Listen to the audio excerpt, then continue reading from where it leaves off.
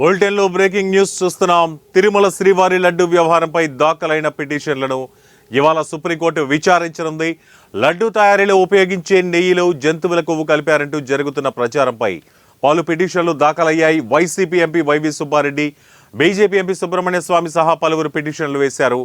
Justice BR Gavai, KV విశ్వనాథన్లతో కూడిన ధర్మాసనం ఈ పిటిషన్లను ఒకేసారి విచారించనుంది. కోర్టు పర్యవేక్షణలో నిపుణులతో కమిటీ ఏర్పాటు చేసి లడ్డు ప్రసాదం కల్తీ అంశంపై సమగ్ర దర్యాప్తు జరిపించాలని వైవి సుబ్బారెడ్డి పిటిషన్ వేశారు.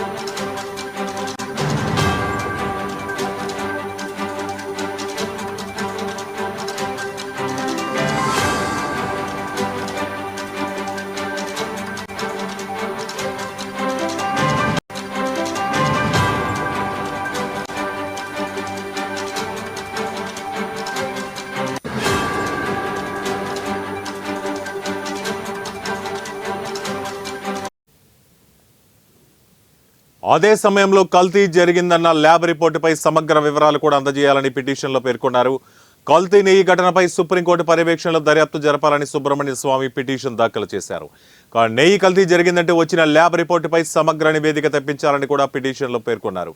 ఈ కల్తీ వ్యవహారంపై టీటీడీ స్థాయిలో అంతర్గత తేల్చాల్సిందని, కానీ దీన్ని రాజకీయం చేస్తూ వెంకటేశ్వర స్వామి భక్తుల మనోభావాలు దెబ్బతినేలా వ్యవహరించారని ఆయన ఆరోపించారు.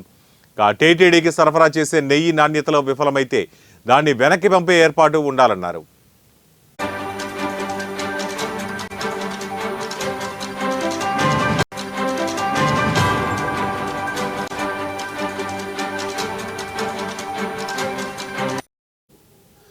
తిరుమల లడ్డు వివాదం పిటిషన్ కోర్టులో ఐటెం నెంబర్ 63గా లిస్ట్ అయింది.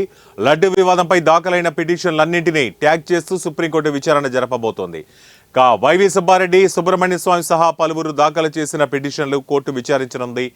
తిరుమల లడ్డు ప్రసాదం కల్తీ వివాదంలో నిజానిజాలు నిగ్గు తేల్చేందుకు సుప్రీంకోర్టు పర్యవేక్షణలో కమిటీ ఏర్పాటు చేయాలని, అసలు కల్తీ జరిగిందా లేదా, కోట్లాది మంది భక్తులు గందరగోళంలో ఉన్నారని, సీఎం చంద్రబాబు చేసిన వ్యాఖ్యలు నిరాధారమైనవని సుబ్రహ్మణ్య స్వామి తన పిటిషన్లో పేర్కొన్నారు.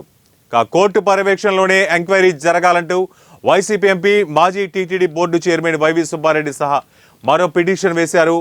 వారే ఆరోపణలు చేసి వారే ఎంక్వైరీ చేస్తే నిజాలు నిగ్గు తేలమని, సుప్రీంకోర్టు పర్యవేక్షణలోనే రిటైర్డ్ జడ్జి లేదా సిట్టింగ్ జడ్జి పర్యవేక్షణలో నిపుణుల బృందంతో నెయ్యి కల్తీ జరిగిందా లేదా అనే దానిపై విచారణ జరపాలని తన పిటిషన్లో పేర్కొన్నారు.